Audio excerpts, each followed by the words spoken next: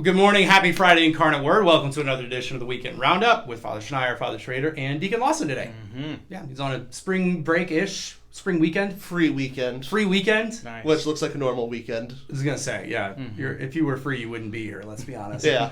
My indentured servitude to this guy That's right. makes me be here. Yes, he's very cheap labor. We're very we're grateful to have him around Yes.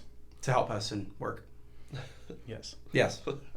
Well, we don't have a parish confession service because we had that. Because we had that last weekend. But that was very grace-filled. Very grace-filled. Some could argue too successful. We just need more priests. We just need more priests. Pray for more vocations, because it took till Wednesday for my voice to recover from talking for 6.5 to 7 hours straight. So, well, every time we talked, Father Schneier, you added another hour to the amount of time you were in the confessional.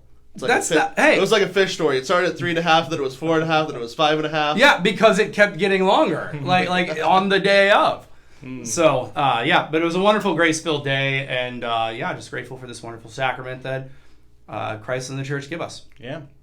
There won't be a nursery Bible school this weekend because many of our school families that staff it are on spring break. Yeah. And I think PSR spring break starts this coming Monday. Yeah, I think Parkway's right. on break as well. Uh-huh. So there will not be Stations of the Cross tonight, not because we don't like them, but because we're hosting a special event called the Shroud Encounter. It's an opportunity to learn about the Shroud of Turin, which is traditionally the burial cloth of Jesus.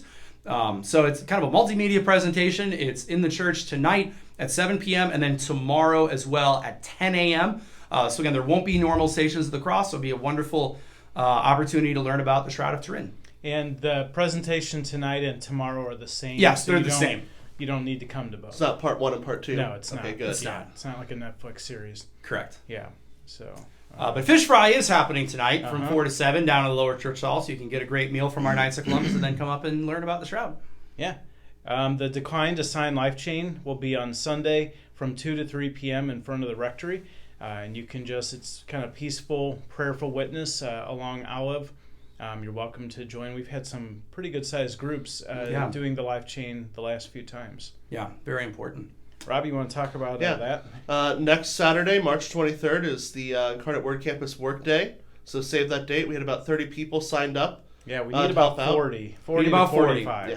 Gotta, clean up the area for post-winter, entering into spring. Yeah, or just Easter Sunday. We want the grounds to look nice for Easter Sunday. So I'll be running a cruise. So if that either sways you or makes you sound like you're like in The Sopranos. Like, I'm running a crew. It will be. I'll be Get my envelopes.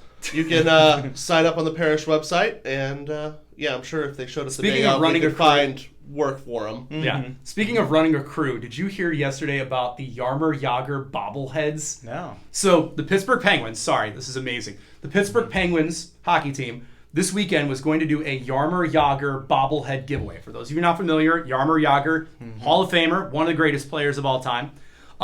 Someone stole the entire shipment of bobbleheads. Wow. The entire thing. That's like 15,000 bobbleheads. Wow. I guess all we should do is this. Yeah, I guess so. It's a real head scratcher. No. They're going to stick it to him. No. Yeah. But anyway, sorry. Yeah, was it you? Was it your crew? Yeah, right. I can't say. Yeah. Like cargo theft? Yeah. Don't look at my bookshelf. I was going to say, ignore the box truck in the back of the parking lot. Ignore it. And the pallet of boxes. Well, we have a new date for, I didn't think that was the date, but whatever, I guess it is, for VBS. Well, it is the new date. It's different than the one we said last week. It is different, yeah, for sure. So I guess it is a new date. So Vacation Bible School, the date is now changed to June 10th through June 14th. I think that's the week of Christ Power. Yeah, I thought we were moving it off of Christ Power. We're going to get back. We're going to get back to you on this. Yeah, we're going to get back to you on this because this doesn't seem right. So yeah, we'll talk to you later about Vacation Bible School. Ignore that. Yeah. Ignore that. But you should call the You parish should call, office. and again, if you're sending your kids to whatever date Vacation Bible School is, please make sure they're potty trained. And we'll leave it at that. We'll leave it at that. We won't go into the just talk about the potty training. Potty training and Jaromir Jagr bobbleheads. It's too much. Venn diagram, very fun. Mm-hmm. We want to pray for the repose of the soul of Barbara Greenwald, one of our parishioners. I think you had the funeral on Wednesday. And Jackie Kriegshauser, mother of Kathleen Getta, we had her funeral yesterday. So pray for their families and for the repose of their souls. Absolutely. All right. Preaching this weekend. Yes. I'm going to preach on the first reading. It's from Jeremiah, where he prophesies about a new covenant. And I want to kind of talk about what a covenant is and contrast it especially with the idea of a contract. Covenant versus contract. And even kind of talking about marriage a little bit as well, but talking about what does it mean to have a covenant with God? Because we're not only in a collective covenant with God, we're also in an individual covenant with God. And so it's kind of going to be an invitation to really ask, okay, what's the state of my covenant relationship with God? Do I perceive it as something contractual, or is it something that is a covenant? And what does that imply, and what does that mean? And I would say probably in our society there really aren't too many things that are covenants anymore, right? Because you can kind of get out of contracts everything. are contractual. That's in the definition, but they're conditional. Contracts are conditional, whereas covenant isn't. Mm-hmm. And I think for a lot of times in the Old Testament, the people of God saw their relationship with God as a contract. And that was where they ran into problems. But for God, it's always a covenant. And he wants us to be in covenant because that's what actually fulfills us. Mm-hmm. So, yeah.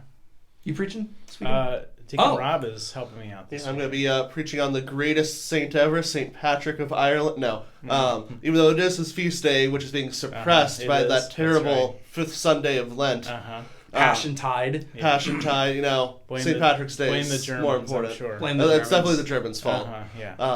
But what I'm actually going to be preaching on is I'm going to be preaching on teaching, and how a bad teacher sort of tries to teach everyone in a cookie cutter method. They try to teach everyone exactly the same way, but as we know, everyone has different learning styles. Yeah. And a good teacher matches that learning style and meets everyone where they're at, and that's what the Lord does with Israel in the first reading.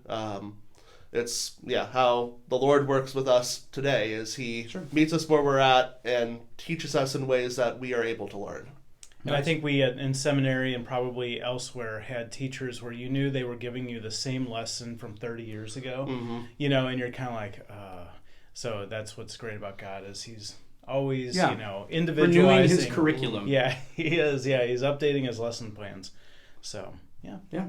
Well, awesome. Yeah. It's been a quiet week here. Really has been. Yeah. We should do spring break. We should do spring break more often. Maybe like all during the summer. Yeah, that would be great. That would be amazing. So, anyway, we hope wherever you are, whether you're in Mexico, Florida. Hopefully you weren't affected by the hail. Yeah, my goodness.